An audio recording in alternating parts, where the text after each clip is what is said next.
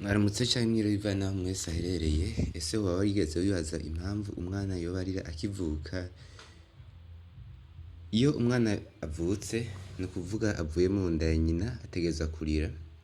Niyo mpamvu benshi babonye umwana atarize baca bibaza yuko yoba agwaye canke afise ikindi kintu kubera ni gihuriyeko n'abantu benshi.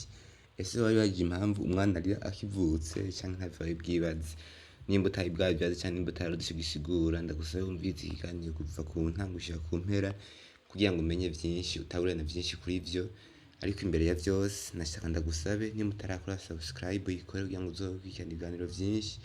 Nimba warayikoze nawe ushireko j'aime, partage ndetse na commentaire ubisangize n'abandi baba bashaka kubimenya. Kuko ni ibintu bihambaye kandi ibintu bikomeye.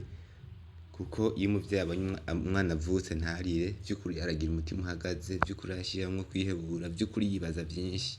Ariko ivyo vyose nivyo tugiye gusobanurira hano. Ubusanzwe iyo umwana avutse ni ukuvuga avuye mu nda ya nyina ategerezwa akigera hanze ahita arira. Ategerezwa kurira, iyo atarize umuvyeyi arahangayika, iyo atarize abo bari kumwe barahangayika. Ushobora kwibaza impamvu umwana ahita arira canke wowe ukaba utaravyumvirako ngo wibaze impamvu arira. Gusa bivuga ko hari n'abana bavuka ntibarire, ariko bibaho gake cane, bibaho ibice kw'ijana bike cane. Tugiye kuvuga ku bitera umwana kurira akivuka. Iyo umwana akivuka ariko aravuka ava mu nda ya nyina haba hashushe kandi hijimye. Si ivyo gusa kandi umwana aba ari mu nda ya nyina aba ari mu mazi amufasha gukomeza kumera neza. Rero iyo avuye mu nda ya nyina vyose bihita bihinduka ko aba yinjiye mu kandi gace, aba yinjiye mu kandi karere, aba ahinduye miriye mu majambo make.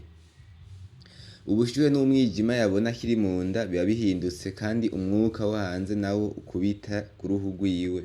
Umwuka wo hanze ukubita ku ruhu rwiwe, bwa bushuhe yayumva na ya mazi yarabayemwo si yabakiyemwo abashitse kw'isi ashobora kugira n'imbeho.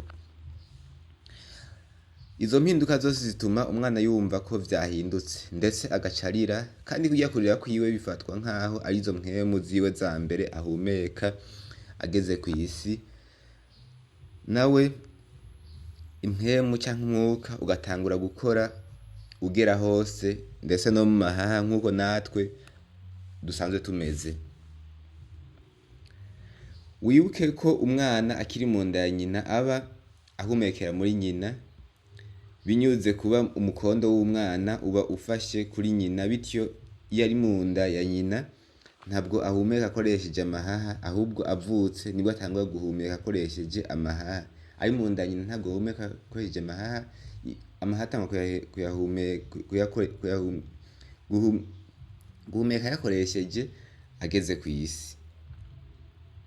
Biratangaje kandi ntibinatahuritse.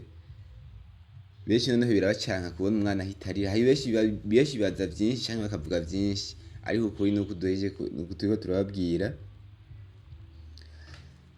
Gusa rimwe na rimwe hari ubwo umwana avuka ntarire, navyo bibaho, ariko n'ibintu bitera impungenge cane umuvyeyi canke abo bari kumwe. Iyo bibaye, ibi biterwa nuko impwemu canke umwuka duhumeka we iyo avutse utagenda mu mubiri vyihuse ngo bitume yumva impinduka ngo arire. Bishobora guterwa kandi n'umutima w'umwana. Canke hari ubwo umwana avuka akeneye ubundi bufasha kugira ngo abaganga bamukurikirane, navyo birashobora gutuma avuka ntarire. Ese wari uzi impamvu umwana avuka ntarire? Nimba wari ubizi tubwiye muri commentaire, nimba utari ubizi tubwiye iyi nkuru kuyakiriye muri commentaire. Kuko ni kenshi bikunda kuba ni kenshi ikibazo abantu kenshi bakunze kwibaza, ariko impamvu canke ukuri ni uku nyene duhejeje kubabwira. Vyavuye mu vyegeranyo bitandukanye, vyavuye mu bashakashatsi batandukanye, niyo bahisemo kuvuga impamvu umwana arira canke ntarire.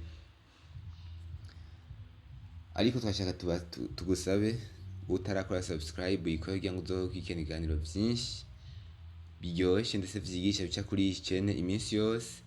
Nimba warayikoze naho dushirireko j'aime, partage ndetse na commentaire kugira ngo unabisangize n'abandi babimenye ko ni benshi bashaka kubimenya. Tubwiye inkuru uko uyumvise, nimba wari bwayumve nta kibazo, nimba utari bwayumve nanjye tubwiye muri commentaire uko yakiriye. Bye bye.